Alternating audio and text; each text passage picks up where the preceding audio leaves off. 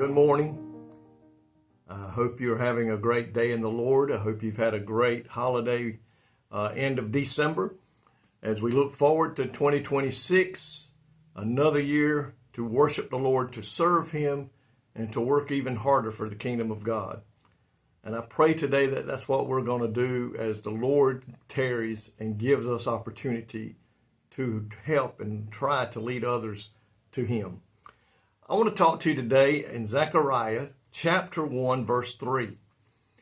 It reads, "Therefore say thou unto them, Thus saith the Lord of hosts, Turn ye unto me, saith the Lord of hosts, and I will turn unto you, said the Lord of hosts." This verse here is a pivotal verse in the book of Zechariah, delivering God's call to Israel. They have left Him. They are going in the opposite direction. They're serving idols. They're no longer doing the things that they should be doing. And if they're doing some of them, they're doing them for the wrong reason. They're just going through the motions. And so the Lord has had Zechariah to stand up before the people and say, "Return to me, says the Lord of hosts." And you know, if we're walking toward God, we're walking away from the enemy. And that's what the children of Israel were doing. They were walking away from God, but at the same time, they're walking towards the enemy. They're doing what the enemy wants them to do, the devil. And just like them, we must be always alert as to which direction are we going. Are we going towards Him, Jesus Christ, or are we going toward the devil? God makes it very easy to understand in this verse, though. He's very plain. He said, "Ye turn unto me. And if you do that, I will turn unto you." And I know in another place in the Bible, it says, "Draw nigh unto me." God is speaking to Paul. He said, "If you draw nigh unto me," I believe it was, "I'll draw nigh unto you." You see that in both instances, in both cases, we must be the first ones to move. God is waiting on you and I. If we're walking in the wrong direction, my friend, if you're a child of God and you're slipping away from God, you're not where you used to be, or if you're lost today, you're not walking towards God. You're walking away from Him. And we must be careful about that. Zechariah was telling the nation of Israel, put away your sins.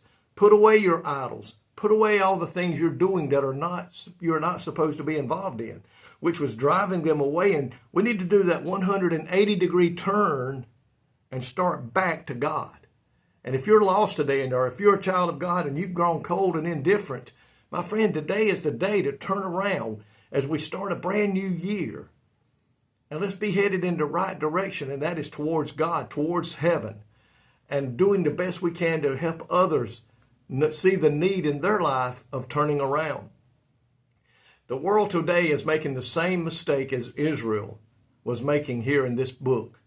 The majority of this world today, my friend, has turned their backs towards God, no longer believing in the Word, no longer being involved in church, no longer living a life today that will honor God.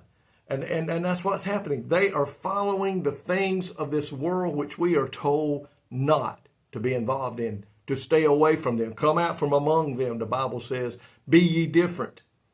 Our friend, today, if this is you, walking in the way away from God, you must decide which road do you want to stay on. Only two roads listed in the Bible. One road is leading you away from God. It is said to be wide and broad and leads to destruction, and many there be on it. While the other road leads to Jesus. And it says it is straight and narrow. It's a straight line, but it's a narrow road. But it leads to life. It leads to everlasting things of joy with Christ. But it tells us there's only a few on that road. So I challenge you today, stop and look around. Which definition best fits the road that you're on? Is it being traveled by many, or is it being traveled by a few? Only you know today which road you're on. Do you need to turn around? If so, I beg of you, turn today back towards Jesus and start on that road that leads to eternal life and happiness forevermore. Thank you, Lord, today for your many blessings throughout 2025. Thank you, Lord, for the souls that have given their life to you, those that have turned back to you, and maybe those that came to you for the first time. I pray in 2026, the church will be found doing the same thing, working for the kingdom of God and helping others to find their way back to you or get on the road to you. Help us, Lord, I pray, to do our best to lead others to you. In Jesus' name, amen. I love y'all today. Thank y'all for a great year in 2025, the comments you made, the devotions you talked about. And I pray today that between all of us, we're going to work harder for the Lord next year. And may everything we do be a blessing under somebody in our life. God bless you.